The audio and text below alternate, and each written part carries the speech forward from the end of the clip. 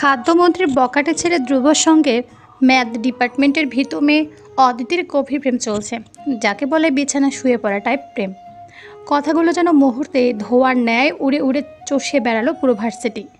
এক কান দু কান করে এই নোংরা কথাগুলো অদিতির কান অবধি পৌঁছালো। অদিতি যেদিন এসব শুনেছে সেদিন থেকে লজ্জায় অপমানে ওর ছোট দুনিয়াটা ভেঙে পড়েছে। সেদিন সারা রাত অদিতি এসব কথা ভেবে কেঁদেছিল। ভীষণ ছোট এক অজপাড়াগা গ্রাম থেকে এসেছে ও এই ঢাকা শহরে। তাদের ওই ছোট্ট গ্রামের ছেলে মেয়েদের একসঙ্গে দেখলে বিয়ে পড়িয়ে দেওয়া হয়। সেই ভয়ে গ্রামে কেউ প্রেম করলেও দূর গ্রামে গিয়ে দেখা করে। আর অচেনা ছেলে মেয়ে তো গ্রামে মুরব্বীদের সামনে একসঙ্গে দাঁড়ায় অবধি না। আপাত দৃষ্টিতে মনে হতে পারে বিয়ে করিয়ে দিলেই তো ভালো, কিন্তু না, বরং মোটেও ভালো না ওদের এই নিয়ম। কারণ সেসব ছেলে মেয়ে প্রেম করে ধরা খায়, তাদের নিয়ে পুরো গ্রামে পঞ্চায়েতে জড়ো করে সালিশ বসে। অপমানিত হতে হয় দুই পরিবারের বাবা মা আত্মীয়কে। ওদের গ্রামে সবার মধ্যে এই প্রেম ভালোবাসা নিয়ে বিদ্বেষ একটা আছে। সেই ছোট গ্রাম থেকে উঠে এসেছে অদিতি। পড়াশোনায় ছোট থেকে বড্ড চালাক, তাই ঢাকা ভার্সিটিতে চান্সও হয়ে যায়। তারপর অদিতি ওর মা এবং বাবার সঙ্গে লাগে মহাযুদ্ধ। যুদ্ধতে অদিতি এবং ওর মা ফাহিমা ছিলেন এক পক্ষে, বিপক্ষে ওর বাবা তোফাজ্জল। সে কি ভয়াবহ বিতিকেচ্ছা! অদিতি এখন এসব ভাবতেও যায় না। যেভাবেই হোক শেষ অবধি স্বপ্নের ভার্সিটিতে পড়তে পেরেছে ও। এখানে আসার পর নিজের খরচ কটা টিউশনি করিয়ে চালানো হয়। গ্রাম থেকে টাকা যেগুলো আসে ওইগুলো বই একাডেমির জিনিস কিনতেই ব্যয় হয়। থাকা খাওয়া খরচ ও নিজে চালায়। বাকি টাকা জমা করে ভেবেছে কিছু টাকা জমলে এবারে ওর বাবার জন্য একটা পাঞ্জাবি কিনবে, আর মায়ের জন্য একটা স্বর্ণের চেন। এতটুকু আপাতত এই ছোট গ্রামের অদিতির ইচ্ছে স্বপ্ন। ওই ছোট ছোট স্বপ্নগুলোই অদিতিকে বাঁচিয়ে রেখেছে এতদিন যাবৎ।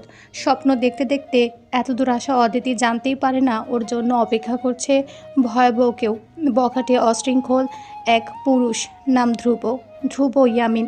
নামটা ভীষণ সুন্দর, সে দেখতেও খারাপ নয়। শ্যামলা গড়নের লম্বা উঁচু ছেলে, পড়াশোনার ধার কখনোই ধারেনি। বন্ধু বান্ধব মিলে সারাক্ষণ টোটো করে বেড়ানোই ওর কাজ। ধ্রুব ইয়ামিন সম্পূর্ণ বিপরীত চরিত্র অদিতি হায়াতের। তবে এই বিপরীত চরিত্র দুটো যেন কি থেকে কি হয়ে গেল। ছোটো মোটো গ্রাম থেকে আসা ভীতু অদিতির নামের সঙ্গে জড়িয়ে গেল বখাটে ধ্রুব ইয়ামিনের নামটা। সেদিনের কথা, বন্ধুরা মিলে আজ একজনের ক্লাসমেটের বার্থডে সেলিব্রেট করেছিল। শহরের ওই ছেলেপেলেগুলো যেভাবে সেলিব্রেশন করে ওভাবেই সব ঘটলো। ওরা কেক খেলো না, বরং একে অপরের মুখে লাগিয়ে দিতে থাকলো। অদিতি এসব চেনে না। ও বারবার মানা করার পরও তা নিয়ে দৌড়ে এসে হেসে মজার ছলে কেক হাতে থাবায় দিয়ে মাখিয়ে দিল অদিতির মুখে। উল্লাসে মেতে উঠল পুরো ক্লাসরুম। অদিতি বোরকার মতো ওদের এসব কাজ দেখছে।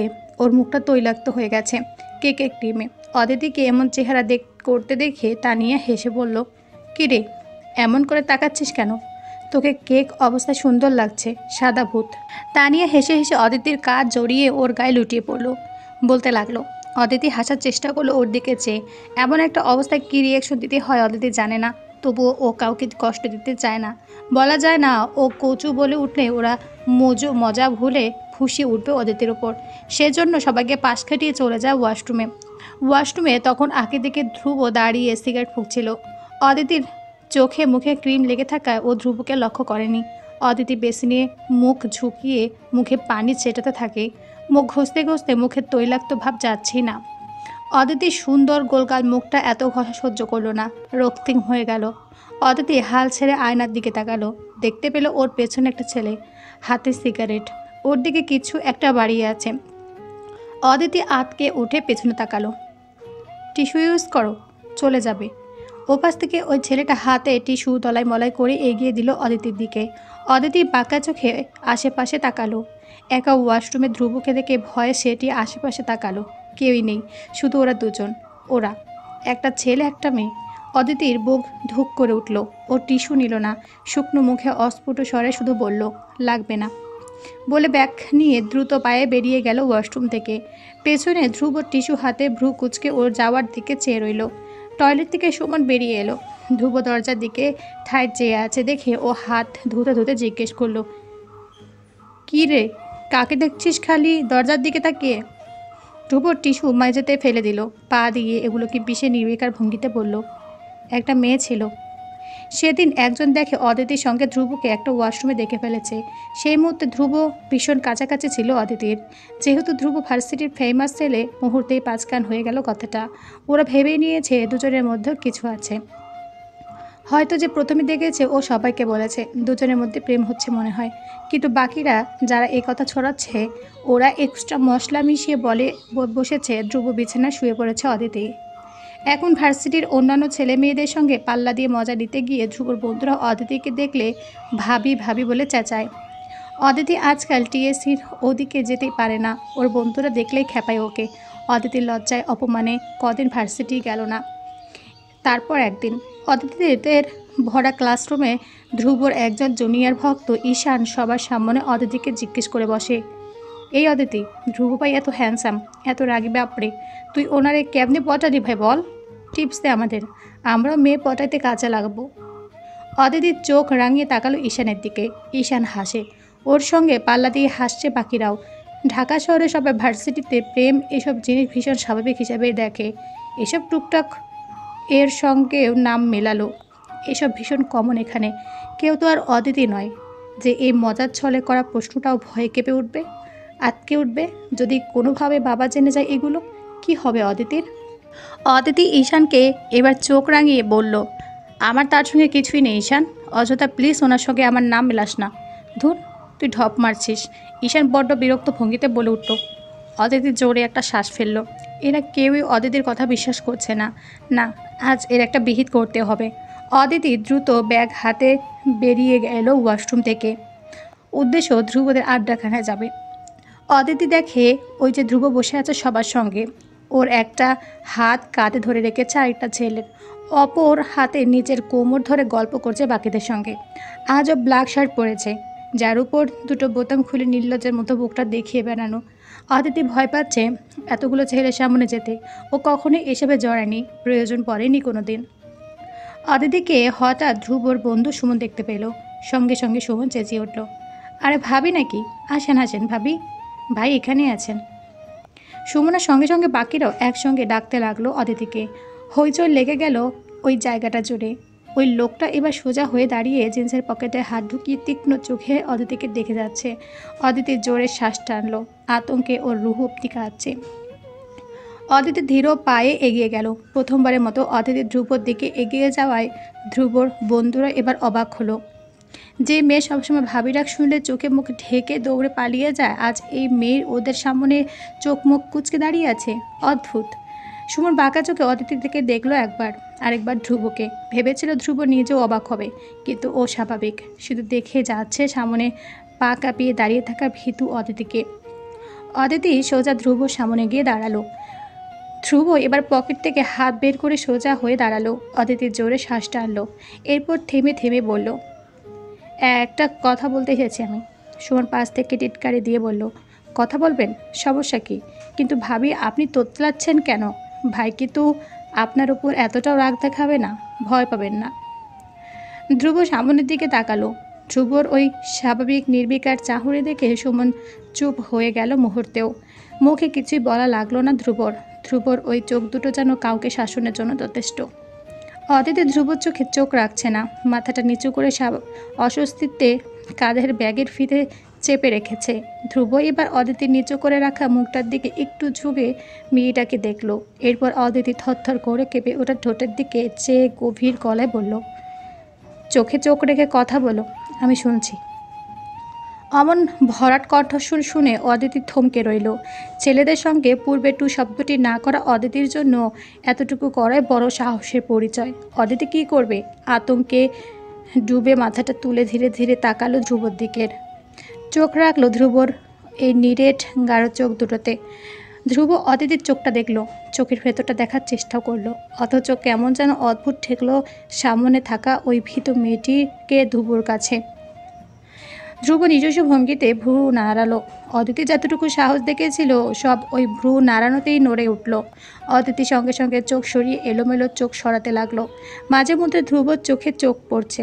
লোকটা অদিতির দিকে তীক্ষ্ণ চোখে চেয়ে রয়েছেও এখনও। হয়তো সেও মজা নিচ্ছে অদিতির ভয়কে, আতঙ্কে। তাই অদিতি এবার শ্বাস টেনে সাহস সঞ্চার করলো মনের মধ্যে। একবার ধ্রুবর দিকে চোখ রেখে সরিয়ে ফেললো। তারপর কিছুটা ধীমো স্বরে বলল, আমি আসলে অপ্রস্তুত বোধ করছি কদিন ধরে। হোয়াই? ধ্রুব অত্যন্ত স্বাভাবিক স্বর, যেন ও কিছুই জানে না। অদিতি কিছুটা লজ্জা অস্বস্তি নিয়ে উত্তর দিল, আপনার নাম মেলানো হচ্ছে আমার নামের সঙ্গে। আসলে আমি আমি এসবে অভ্যস্ত নই। আপনি যদি একবার বলে দিতেন ওদের যে আমাদের মধ্যে। ধ্রুব ভ্রু বাঁকালো। অদিতির কথা আটকে গেল তক্ষুনি। পাশ থেকে সুমন ঠাট্টা করে বলে উঠল, ভাবি, আপনি নাকি যে মশকরা করেন। ধ্রুব ভাই কি করবে এটাতে? এটা তো পুরো ভার্সিটিতে ছড়া গেছে, তাই না?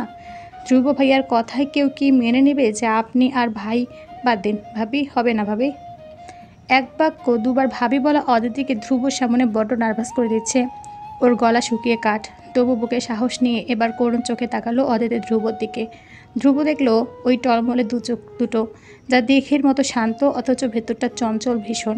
অদিতি কাতর গলায় বলল, প্লিজ, আমি বড় বিপদে পড়ে এসেছি। ভার্সিটির এসব শুনলে আমার বাবা মাকে খুন করে ফেলবে। বিশ্বাস, I have nothing in my hand. আমি তো এগুলো ছড়াইনি, রাইট? ধ্রুব অদিতির কথা মাঝখানে থামিয়ে দিয়ে নিজের কথা তুলে ধরল। অদিতি কি বলবে? কথা তো সত্য। অদিতি এবার গলার স্বর আরও একটু নরম করে বলল, আপনি বললে হয়তো ওরা এসব থামাবে। ধ্রুব ভ্রু কুঁচকে তখনও দেখছে অদিতিকে। অদিতির নরম কণ্ঠ ওর মনটা হয়তো কিছুটা নরম করেছে। তাই সে ভরাট স্বরে বলল, ওকে ফাইন, আমি সতর্ক করব ওদের। বাকিটা ওদের ইচ্ছে। Thank you so much. Aditi হাসার চেষ্টা করল। ধ্রুব দেখল ওই হাসি মৃদু হাসিতে ঠোঁট প্রসারিত হয়েছে, চোখ ছোট করা হয়েছে, গোলগাল গাল নড়ে উঠেছে। বড্ড উপভোগ্য লাগলো দৃশ্যটা ধ্রুবর কাছে। কেন লাগলো ও জানে না, শুধু জানে হাসিটা সুন্দর, বেশ মায়া মায়া ভাব আছে ওতে। এই যে অদিতি চলে যাচ্ছে, বলা যাচ্ছে পালাচ্ছে। কার থেকে? ধ্রুব ইয়ামিনের থেকে। অদিতি এলো, ধ্রুবকে অনুরোধ করলো আর অনেকখানি হাসলো, তারপর আবার চলে গেল। পুরো ব্যাপারটা ধ্রুবর বন্ধুরা ভীষণ এনজয় করলো। ওদের একজন মেয়েধীন ধ্রুবর পেটে গুঁতা দিয়ে বলল, ভাবি আমাদের সেই পছন্দ হয়েছে, কথাবার্তা একদম গোছানো, কিন্তু বাপরে ভয় পায় বেশি মনে হচ্ছে। এই মেয়ের দ্বারা জীবনও প্রেম হবে না ভাই। ধ্রুব এবার শ্বাস ছেড়ে স্বাভাবিক হয়ে এলো। ওর দিকে চেয়ে সরাসরি বলল, তোরা ওকে ভাবি রাখবি না আর। মজা অনেক হয়েছে, আর না, এখানে স্টপ কর সব।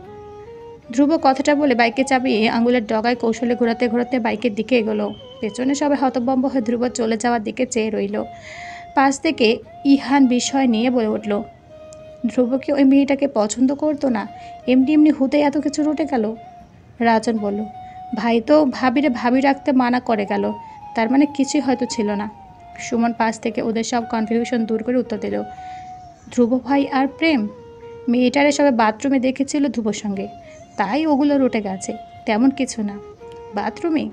পাশ থেকে সবার থুতনি ঝুলে পড়েছে বিস্ময়ে। সুমন সবার দিকে তোরা চোখের চেয়ে থতমত খেয়ে গেল।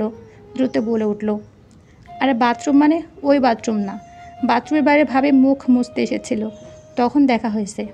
বা কিচ্ছু মুখ থেকে বাইর করতে পারি না, সব কিছু ডাবল মিনিং বের করাই লাগবো তোদের। ধ্রুব খাবার টেবিলে বসে আছে, ওর সামনে কাচ্চি প্লেটে তুলে রাখা। পাশ থেকে একজন কাজের মহিলা ধ্রুব এবং ওর বাবার প্লেটে স্যালাড তুলে দিচ্ছে। ধ্রুব খাচ্ছে। ওর সামনে বসে আছেন ধ্রুবর বাবা সৌরভ ইয়ামিন। ধ্রুবর সামনে টেবিলের উপর রাখা সিগারেটের প্যাকেট, তার পাশে বাইকের কালো রঙের চাবি, তার পাশে সানগ্লাস। একটু আগেই একটা সিগারেট অর্ধেক খেয়ে সেটা ট্রেতে পিষে ফেললে খেতে বসেছে। সব কিছু করেছে সৌরভ ইয়ামিনের সামনেই। সৌরভ সবই দেখেন, কিন্তু বাধা দেননি কোনো দিন। ছোটোবেলায় ভেবেছিলেন শাসন করলে ছেলে মানুষ হবে, ভুল ছিলেন সৌরভ। বরং মা হারা ছেলেটা ওনার শাসনে জেদি উশৃঙ্খল হয়ে গেছে, উচ্ছন্নে গেছে একদম। একটা সময় ধ্রুব খেতে খেতে জিজ্ঞেস করলো, কি বলবে বলো, আমি খেয়ে একটু শুভ। টেবিলের ওপর রাখা সিগারেটের প্যাকেটের থেকে চোখ সরিয়ে ছেলের দিকে তাকালেন। ছোট করে শ্বাস ফেলে জিজ্ঞেস করলেন, ভার্সিটি ঠিকঠাক যাচ্ছে তো ধ্রুব? ধ্রুবর ছোট উত্তর। সৌর ভেবেছিলেন ছেলের সঙ্গে কটা কথা বলবেন, গল্প করবেন, কিন্তু ধ্রুবর এমন ছোট উত্তরে উনি কথায় খেয়ে হারিয়ে ফেললেন। এবার নিচে কথা তুললেন, শুনলাম ভার্সিটিতে একটা মেয়ে। ওগুলো গুজব, নাথিং সিরিয়াস। ধ্রুব নির্বিকার উত্তর। সৌরভ তবু আশা ছাড়লেন না। ছেলেকে উস্কে দিতে হাসি খুশিভাবে বললেন, যদি পছন্দ হয় বলতে পারো ধ্রুব, কাউকে পছন্দ করা খারাপ কিছু না। ধ্রুব তাকালো সৌরভের দিকে। ওর চোখ দুটো বরাবরের মতোই শান্ত, অনুভূতিহীন। বরাবরই সৌরভ বড় আশা নিয়ে বললেন, ডু ইউ লাভ হার ধ্রুব? ধ্রুব হাসল। বৃষ্টি হেসে বাবাকে আশাকে অপমান করে বলল, তোমার কি মনে হয় ধ্রুব ভালোবাসতে পারে কাউকে? ধ্রুবর মধ্যে অমন উইয়ার্ড গুণ আছে? ধ্রুব টিটকারি গলা। ধ্রুব নিজের ওপর উদাসীনতা যেন সৌরভ বাবা হয়ে মানতে পারলেন না। এসব মেয়ে ছেলেদের পালা ধ্রুব কখনই পড়েনি, কিন্তু সৌরভ চান ধ্রুব প্রেমে পড়ুক। আকাশ বাতাস মিথ্যে করে এলোমেলো ধ্রুব কাউকে ভালোবেসে গোছালো হোক। বাবা হিসেবে সৌরভ এতটুকু লোভ বড় শখ করে করেন। সেজন্য এর আগে অনেক নামিদামি লোকের মেন নাম্বার এনে দিয়েছেন ধ্রুবকে। দেখা করার জন্য অনেক অনুরোধও করেছেন, কিন্তু ধ্রুব দেখা করেনি। উল্টো মেয়ে কল দিলে সেই ভেবে মেন নাম্বার ব্লক করে রেখে দিয়েছেন। সৌরভ ভাবলেন, ওই মেয়েটা সম্বন্ধে ধ্রুবকে জিজ্ঞেস করবেন, তারপর দেখবেন ধ্রুব রিয়াকশন কেমন। সে যা শুনেছে সেই হিসাবে ধ্রুবর আচরণ ওই মেয়ের প্রতি কিছুটা আলাদা। মনের কোথাও আশা পুষেছেন সৌরভ। সৌরভ কিছুটা ভ্রুকুচকে ধ্রুবকে লক্ষ্য করেন। ধ্রুব আর মনে খাচ্ছে। সৌরভ এক পর্যায়ে বলে ওঠেন, মেয়েটার নাম কি একটু বলো। তোমার জন্য এক মেয়ের চরিত্র নিয়ে গুজব রটে গেল, ব্যাপারটা তো সামলাতে হবে আমার। ধ্রুব সময় নিল না, বলল, আমি ওকে লক্ষ্য করিনি। I don't know her face exactly. Sourav হতাশে হয়ে শ্বাস ফেললেন।